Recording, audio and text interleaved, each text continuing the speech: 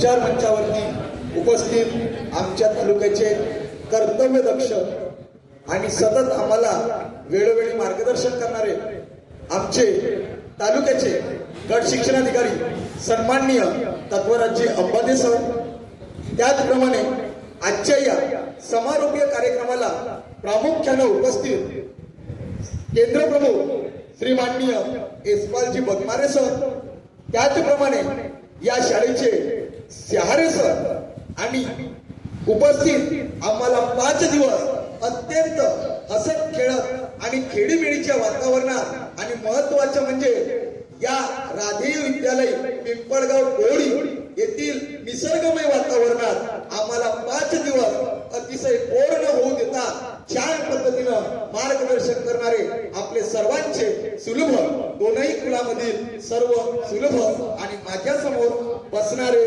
सर्व प्रशिक्षणार्थी आपणा सर्वांना सर्वप्रथम माझ्याकडून नमस्कार.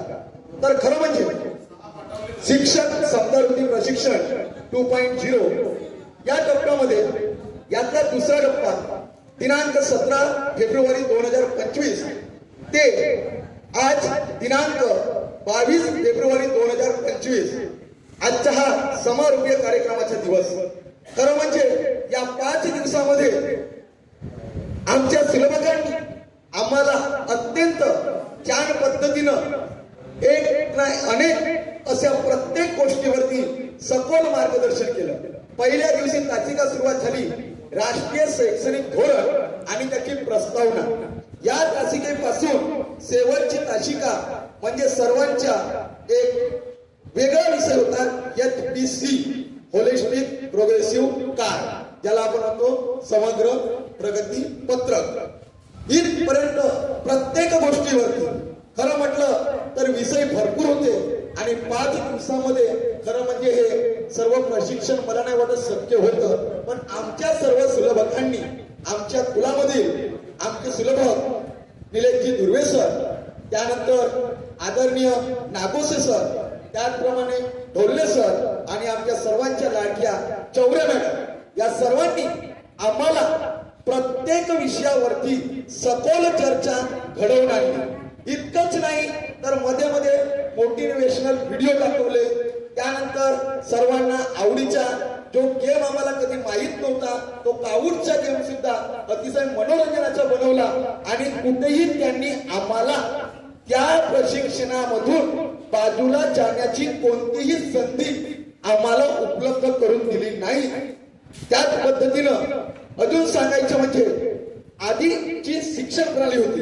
सुरुवातीच्या 1968चं धोरण, त्यानंतर 1986चं आणि आता नव्यानं लागू झालेली NEP 2020.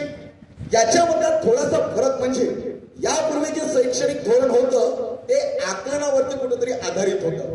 पण NEP 2020 म्हणत आहे की हे आताचे धोरण कुठेतरी कौशल्यावरती आधारित असायला पाहिजे आणि या कौशल्याचा उपयोग कुठेतरी आपण सर्वप्रथम शिक्षकांनी आपल्या क्षमता वृद्धिंगत करून त्या क्षमतांचा विकास आपल्या विद्यार्थ्यापर्यंत पोहोचवून आजचा विद्यार्थी हा कुठेतरी जागतिक पातळीवर पोहोचावा असं या नवीन राष्ट्रीय शैक्षणिक धोरणाचं कुठेतरी मुख्य ध्येय होतं.